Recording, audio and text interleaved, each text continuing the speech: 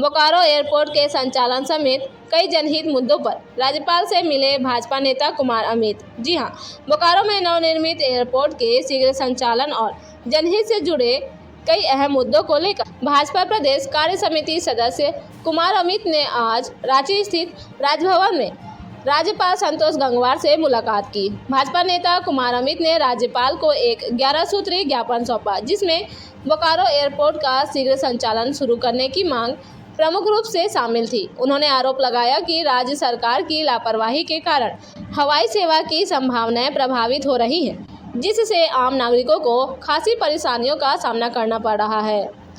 इसके अलावा ज्ञापन में राज्य के ग्रामीणों में ठप पड़ी नल जल योजना को समय से पूरा करना, कब्रिस्तानों की घेराबंदी, होमगार्ड में महिलाओं जवानों को समान अवसर देने तथा ट्रैफिक व सुरक्षा ड्यूटी में उनकी तैनाती जैसे मुद्दों को भी शामिल किया गया।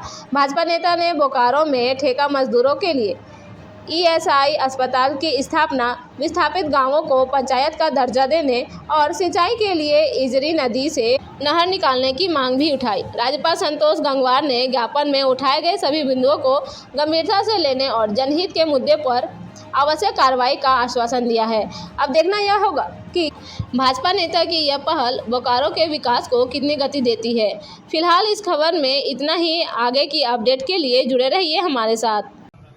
आदरणीय प्रधानमंत्री नरेंद्र मोदी जी ने जल जीवन मिशन के तहत झारखंड के ग्रामीण क्षेत्रों में के हर एक गांव में जो घर घर में शुद्ध पेयजल पहुंचाने के लिए नल जल योजना प्रारंभ किया था, उसमें केंद्र की भी हिस्सेदारी थी, राज्य की भी हिस्सेदारी थी।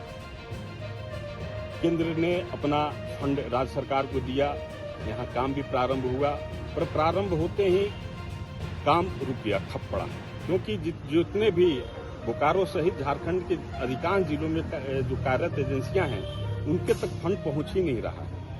और यही जून जुलाई उसका एक लास्ट समय था वर्क कंप्लीशन का। तो ऐसे ही शुद्ध पेयजल झारखंड के हर एक घर में पहुंचे, ये सभी सरकार की प्राथमिकता रही है। ये विलंब होने से जो यहाँ की जनता है, ग्रामीण जनता, उनके तक शुद्ध पेयजल पहुंचेगा नहीं। प्रधानमंत्री जी के महत्वाकांक्षी योजना नल जल योजना का लाभ झारखंड की ग्रामीण जनता को मिलेगा नहीं। तो इस विषय से भी हमने महामहिम का ध्यान आकृष्ट कराया है।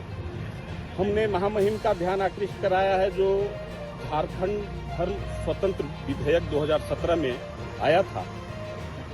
उसके तहत यहाँ पे जो कोई भी व्यक्ति जब धर्म परिवर्तन करता है तो वो उपायुक्त से, जिला कलेक्टर से अनुमति लेता है। पर यहाँ पे आप देखेंगे अंतर धार्मिक विवाह भी बहुत बड़ी पैमाने पे, और उसके आड़ में बहुत धोखाधड़ी हो रही है। तो हमने आग्रह किया है कि उस विधेयक में यह भी प्रावधान लाया जाए कि आप जब भी अंतर धार्मिक विवाह करेंगे तो वहाँ का जो रजिस्ट्रार है, डिप्टी रजिस्ट्रार, वो उपायुक्त महोदय से भी उसका कंसेंट ले और माता पिता से भी ले।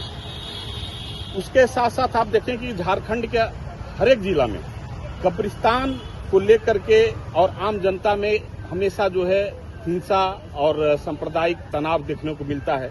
हमने महामहिम से आग्रह किया है कि ये अपने के यहाँ फंड भी है, बजट भी है उसके लिए कि हर एक कब्रिस्तान का समुचित घेराबंदी हो।